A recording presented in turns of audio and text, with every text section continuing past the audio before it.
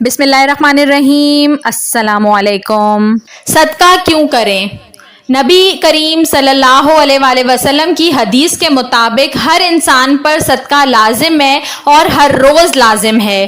ہمیں معلوم ہے کہ ہم میں سے ہر ایک ہر وقت صدقہ دینے کی حالت میں نہیں ہوتا، تو آج ہم جانتے ہیں کہ صدقہ کن کن طریقوں سے کیا جا سکتا ہے، جیسے کہ مال خرچ کر کے کسی کی ضرورت پوری کرنا، کمائی کر کے خود بھی کھانا اور دوسروں کو بھی کھلانا، کسی شکستہ دل حاجت مند کی دلجوئی کرنا، نیکی کا حکم دینا، خود کو برائی سے روکنا، دوسروں کو اپنے شر سے محفوظ رکھنا، دو لوگوں میں صلح کروانا، کسی کو سواری پر سوار کرانا، کسی کا سامان لوڈ کروانا، دکھی انسان کو تسلی کے دو بول بولنا، نیکی کے کاموں پر دوسروں کی حوصلہ افزائی کرنا، نماز کے لیے مسجد کے اٹھنے والا ہر قدم، راستے سے تکلیف دہ چیز ہٹانا، ذکر اذکار کرنا۔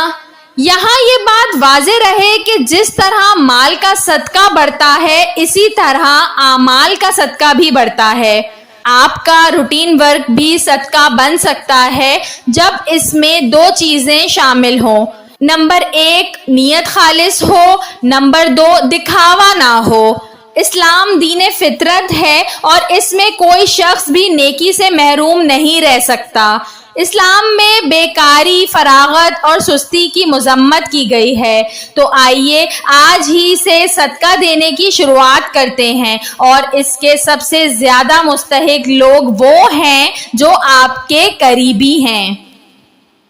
ویڈیو پسند آئی ہو تو اس کو ضرور لائک کریے گا، اور ایسی مزید اچھی ویڈیوز دیکھنے کے لیے میرے چینل اردو کہانی گھر کو سبسکرائب کر لیجئے۔ Thanks for watching. اللہ حافظ۔